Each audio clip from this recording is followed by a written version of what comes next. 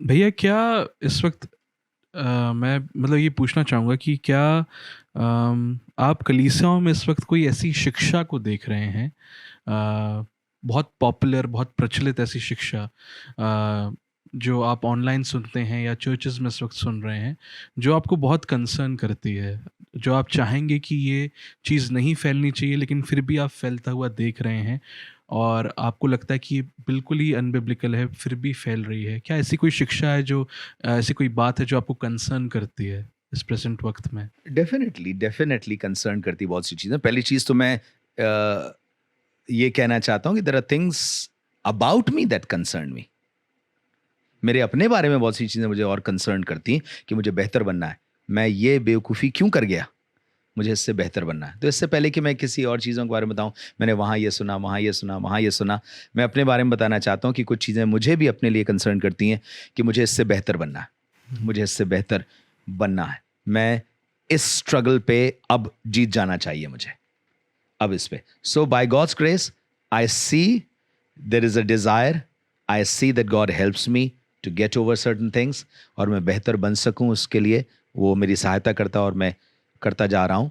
लेकिन अभी भी देयर आर थिंग्स जो मुझे और करनी। अपने चर्च में भी I see there are things that I have to do और मैं चाहता हूँ कि काश वो सब लोग उसको समझ लेते। पॉल ने फिलिपियंस 3 में कहा प्रभु में आनंदित रहो, वही बातें बार बार कहने में मुझे कोई परेशानी नहीं है क्योंकि इसी में तुम्हारा कुशल है। कई बार पास्टर होने के नाते हमें वही बातें बार बार कहनी पड़ती हैं अपने चर्च में भी। पॉलूस को अपने चर्च में दिखाई दिया, फिलिपियंस चर्च में दिखाई दिया कि वही बातें उसे बार बार कहनी पड़ी, पर उसे मालूम है कि ये इसमें कुशल है। सो कलीसिया के जो लोग चर्च में प्रीच करते हैं, तो मैं आपसे कहना मांगता हूँ, कई बार आपको लगेगा कि मैं क्या रिपेंटेंस को फिर से प्रचार कर सकता हूँ चर्च में। कुछ लोगों ने कहा रिपेंटेंस जितनी बार प्रचार करते हैं वो सिन कॉन्शियसनेस लेके आता है। I mean what are you talking about? Sin consciousness लेके आता है। रेवलेशन में सारी कलीसियाओं को, ज्यादातर कलीसियाओं को बार बार चेत कर कहां से गिरा है, तौबा कर, तू इसको बदल दे, उसको बदल दे, तू उस स्त्री को रहने देता है। I mean there is a call to repentance even in the book of Revelation. What are you talking about? It's important that we come back to it again and again क्योंकि देखें कुछ ऐसे लोग हैं जिनको ज़रूरत है मसीह में और बेहतर बनने की। Now we come to this point कि जो मैं देखता हूँ, क्या और भी कुछ चीज़ें हैं जिसको जो कंसर्न करती हैं? डेफिनेटली कुछ चीज़ें कंसर्न करती हैं। जैसे आजकल जो बहुत ज़्यादा कंसर्न करता है वो ये है कि people judge the ministers and the ministry on account of the number of signs and wonders that happened through that ministry, in that ministry, on that person's life. जबकि मैं सोचता हूं कि ये किसी तरीके से उसका मेन क्राइटेरिया हो ही नहीं सकता। It can be one of the thing that God has blessed this person with, लेकिन आप उससे उसको जज नहीं कर सकते। कितनी जगह पर, अब जैसे बताएं, साइंस एंड वंडर्स, जब लिखा है कि पवित्र आत्मा आएगा तब तुम सामर्थ पाओगे, जैसे ही हमारा दिमाग सामर्थ की तरफ जाता है ना, तो हम लोग एकदम सीधे अपने मसल्स की तरफ देखते हैं। मेरे पास बहुत पावर है ना, और साइंस एंड वंडर्स की तरफ चले जाते हैं। पर मिरेकल्स, हीलिंग्स, डीमन कास्टिंग तो चेले उस समय भी कर रहे थे जब उनके ऊपर होली स्पिरिट नहीं आया था। जब उसने दो दो करके भेजा था, वो सब लौटे, तेरे नाम से दुष्ट आत्मा भी हमारे वश में। इसका मतलब I saw your name is so powerful that even demons are subject. Because Old Testament में कहां आप किसी व्यक्ति के अधीन डीमन को देख रहे हैं? आई मीन कुछ ऐसे एक्सप्लिसिट एग्जाम्पल नहीं देख रहे हैं आप। आपको मालूम है कि डीमन जो है इससे भी निकलती। फिर आप देख रहे हैं कि उनको बगैर पावर मिले वो यीशु मसीह के नाम से हीलिंग्स देख रहे हैं। फिर मरकुस 9 में 37-38 में क्या देख रहे हैं आप कि यूहन्ना आके कह रहा है, हमने एक आदमी को देखा जो तेरे नाम से दुष्टात्माओं को निकालता है, सामर्थ्य के काम कर रहा है। हमने उससे कहा तेरे पीछे हो ले, पर होना नहीं चाहता। तो यीशु मसीह ने कहा उसे काम करने दो। ऐसा कोई नहीं जो मेरे नाम से सामर्थ्य के काम करे और जल्दी से मुझे बुरा कह सके। इसका मतलब यीशु मसीह एक्नॉलेज कर रहा है वो मेरे नाम से सामर्थ के काम कर रहा है। इमेजिन, क्या कोई जन जो डिसाइपल भी नहीं है सामर्थ के काम कर सकता है? कर सकता है। जब यीशु मसीह पर इल्जाम लगाया जा रहा था कि तू बालजबूल की सहायता से दुष्ट आत्मा निकालता है, उसने कहा अगर मैं बालजबूल की सहायता से निकालता हूं तो तुम्हारे बेटे किसकी सहायता से निकालते हैं? इसका मतलब शास्त्री फरीसियों में भी दुष्ट आत्माओं का निकाले जाने की ताकत पाई जा रही थी। May be in the name of Jesus, वहां एग्जैक्टली एक्सप्लिसिटली ये नहीं लिखा, बट मे बी, क्योंकि स्किवा महायाजक के 7 बेटे उसी नाम का कहीं इस्तेमाल करके दुष्ट आत्मा निकाल रहे थे। तो आजकल के जमाने में आप देख लीजिए, दुष्ट आत्मा निकल रही है, दुष्ट आत्मा का पूरा खेल दिखाया जा रहा है, पूरा खेल दिखाया जा रहा है। और दुष्ट आत्मा वाले के मुंह पर माइक लगाए जा रहे हैं। 4 घंटे की सभा में 3 घंटे ये सब चल रहा है, और 1 घंटे प्रचार के नाम पर इन्हीं चीजों को जस्टिफाई किया दिखाया जा रहा है। Where is Jesus being glorified? कहां उस संदेश में यीशु मसीह को महिमा दी जा रही है? और क्या मैं चर्च में दुष्ट आत्माओं की आवाज सुनने के लिए बैठा हूं यहां पर, कि स्पेशली माइक लगाया जाए और पूरा पूरा एग्जॉर्सिज्म वहां दिखाया जा रहा है वहां पर? आप बताइए, आप 4 घंटे की अपनी सर्विस का मुख्य केंद्र उसको बना के चलेंगे? पर आपको मालूम है, भीड़ भीड़ को खींच करके लाती, इससे भीड़ आती है, गलिबल लोगों की भीड़ आती है, और वो और भीड़ को खींच करके लेके आती है, और जितनी भीड़ हमारे पास हो जाती है उतने पावरफुल हम हो जाते हैं। मैं देख रहा हूं, जब चेले दुष्ट आत्मा नहीं निकल पाए, यीशु मसीह आया, उसने दुष्ट आत्मा को निकाला, तो वो आदमी, लड़का जो था, मरा हुआ सा हो गया, है ना? तो लिखा है भीड़ लगने लगी तो यीशु मसीह ने उसको उठा करके, हाथ पकड़ के उठा दिया। हम होते तो कहते रुक जाओ, भीड़ लग जाए, देख तो लेने दो, how powerful I am. None of this should be to highlight my ministry. और जो मुझे दुख लग रहा है वो ये लग रहा है कि ये कई चीजें, मुझे लग रहा है कई जगहों पर, मैं किसी को नाम लेकर के नहीं कह सकता, because they know the intent of their heart. तो मेरा जो सिर्फ कंसर्न है वो ये है कि मिनिस्ट्री को बड़ा दिखाने के लिए इन चीजों का इस्तेमाल नहीं किया जाना चाहिए। मिनिस्टर को अपने आप को इन चीजों से हाईलाइट नहीं करना चाहिए। I am concern with the demon possessed and I want to be healed, but at the same time जल्दी से हील हो, वो दुष्ट आत्मा निकले, खत्म हो, वो एक बड़ा इशू ना बने, वो वीडियो ना बना करके सारी दुनिया में भेजा जाए कि देखिए मेरी मिनिस्ट्री में क्या हो रहा है। तो मुझे लगता है कि ये एक थोड़ा सा कंसर्न का कारण है। हालांकि इस पे इसके अलावा भी कुछ कुछ चीजें हैं, इसके अलावा भी कुछ कुछ चीजें हैं, जैसे कि आपने जो आप मुंह से बोलेंगे वो हो जाएगा। मेरी दुआ है ऐसा ना हो। आई मीन सी, जेम्स हमसे कहता है हम बातों में चूक जाते हैं, और ज्यादातर लोग, हम सब बातों में चूक जाते हैं। अब आप बताइए, आपकी बातों में इतनी पावर आ जाए कि जो आप बोल दें वो हो जाए, तो इसका मतलब आप क्रिएटर बन गए। And none of us have been given this power, no, none. पर आप कोट कर सकते हैं आयतों को, ढेर सी आयतों को कोट कर सकते हैं कि जो कुछ तुम्हारी जीभ के वश में जीवन और मृत्यु दोनों है, जो उसका फल भोगना, जो अच्छी तरह इस्तेमाल करेगा उसका फल।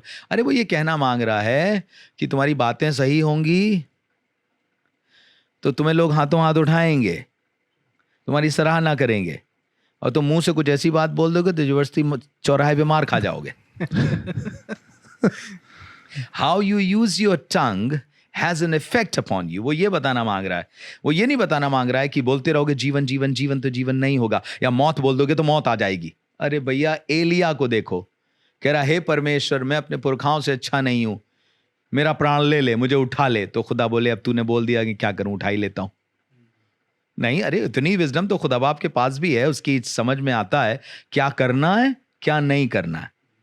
बाइबल कॉलेज का एक बच्चा था, जवान बच्चा था, जिस बाइबल कॉलेज से मैं पढ़ा हुआ वहीं से पढ़ा हुआ था। तो मैं उसका सीनियर था। एक बार हम उसे लेके गए थे कहीं, तो एक अंकल की तबीयत खराब थी, उनके बीपी बहुत हाई हो गया था। तो मैंने उससे कह दिया बेटा दुआ करना तुम।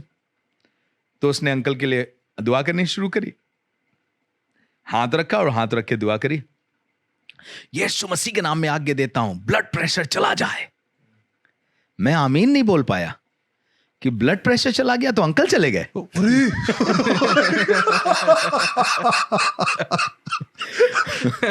भाई ब्लड प्रेशर नॉर्मल हो जाए, ब्लड प्रेशर चला जाए तो परमेश्वर क्या बोले, तुम्हारे जीभ में मैंने जीवन और मृत्यु रखा है, हो गया भाई।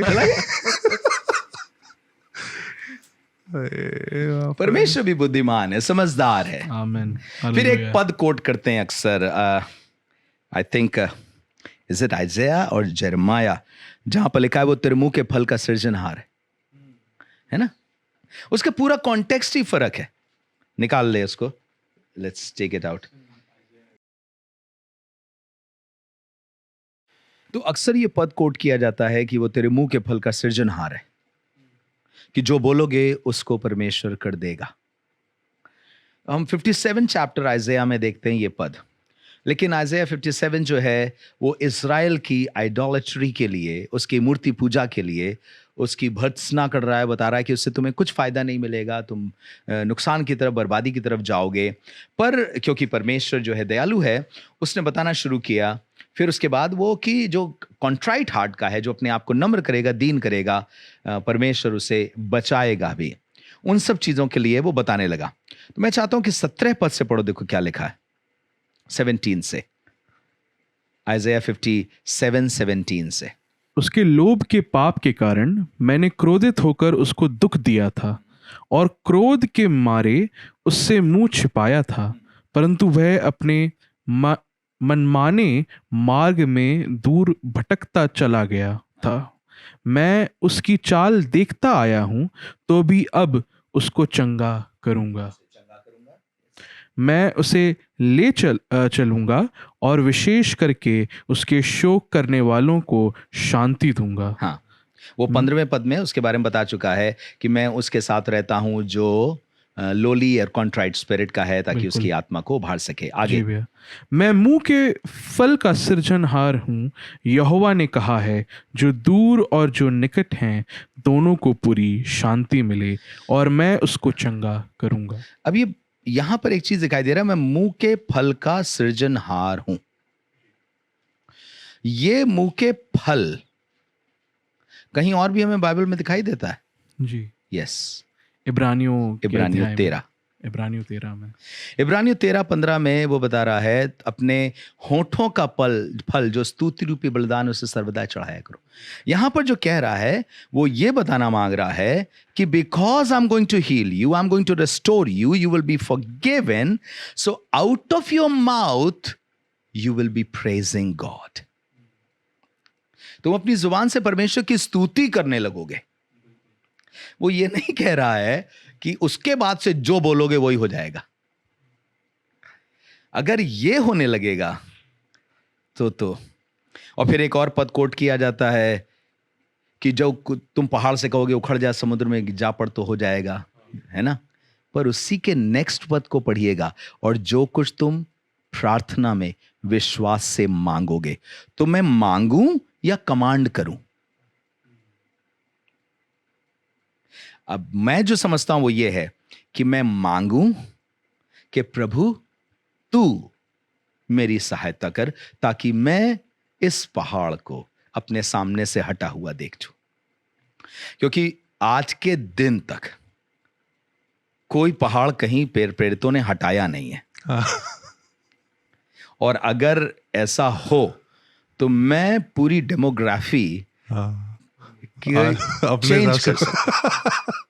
मैं पक्की बात बता रहा हूं, इलाहाबाद के पास में ही स्विट्जरलैंड के कुछ पहाड़ लेके आऊंगा।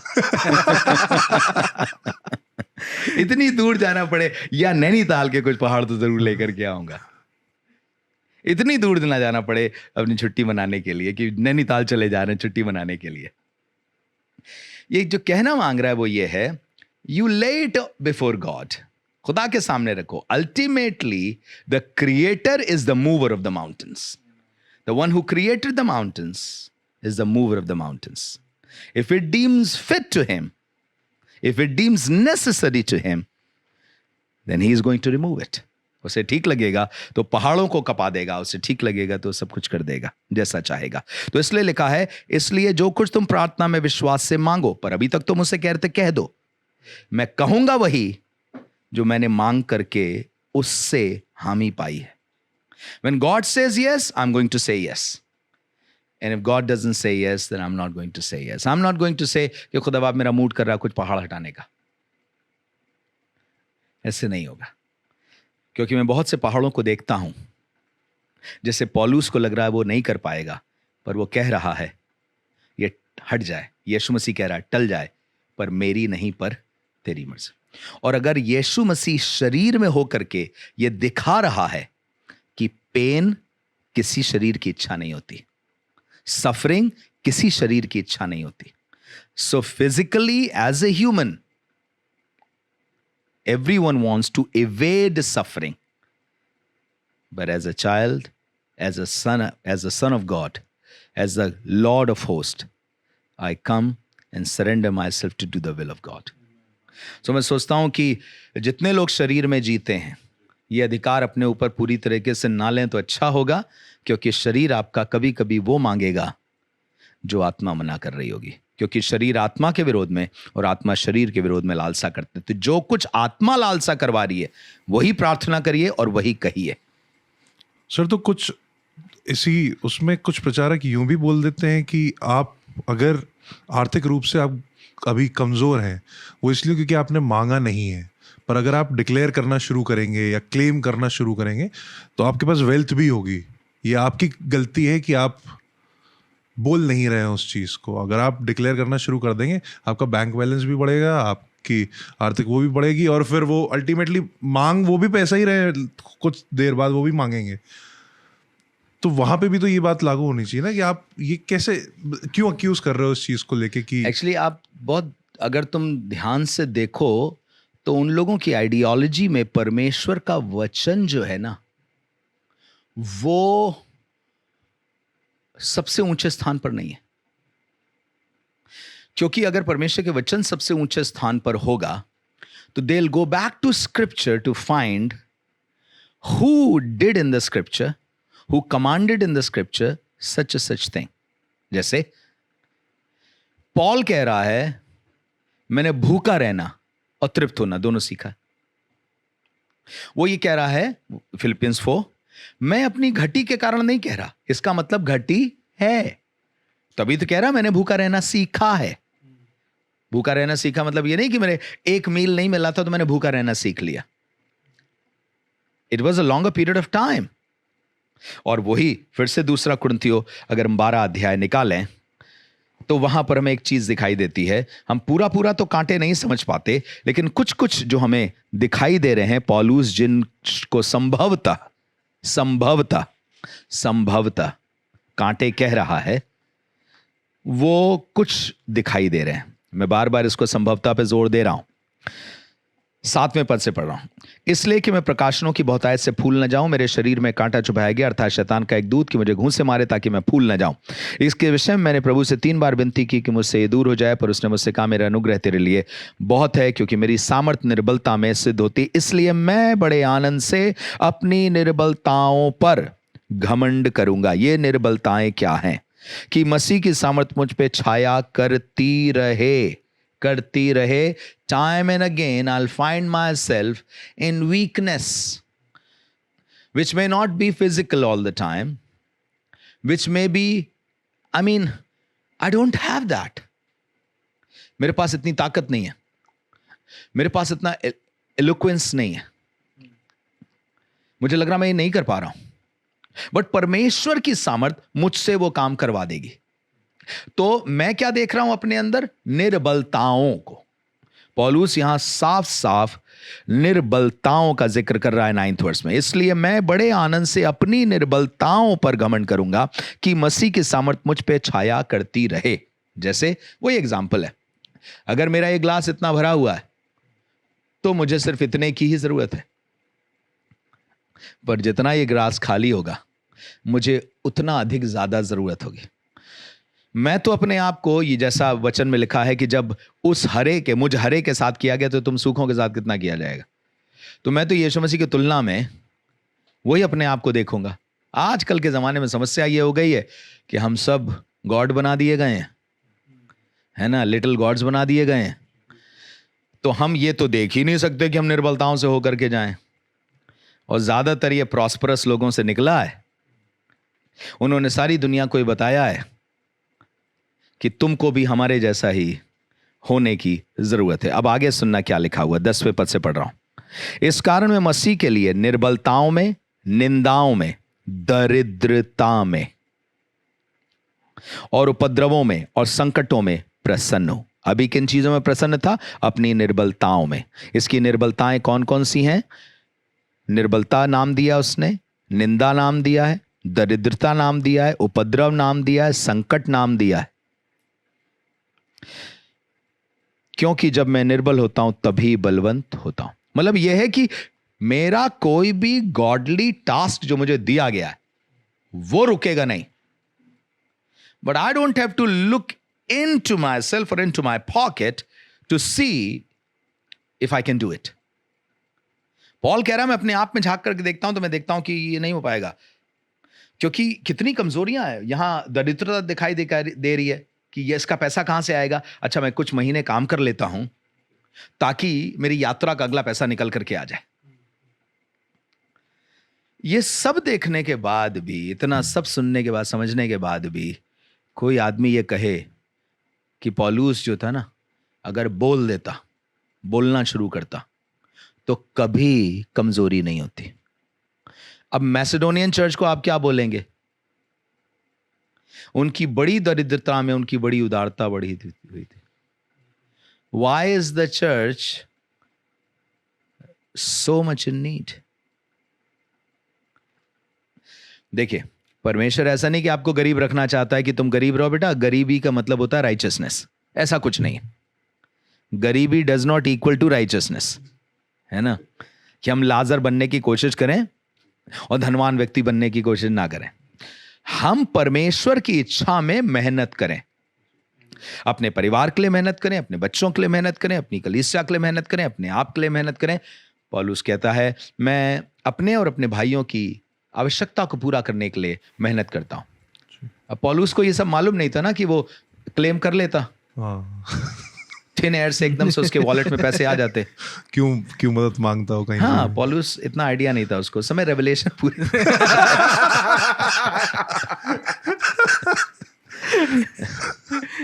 अब आया है थोड़ा।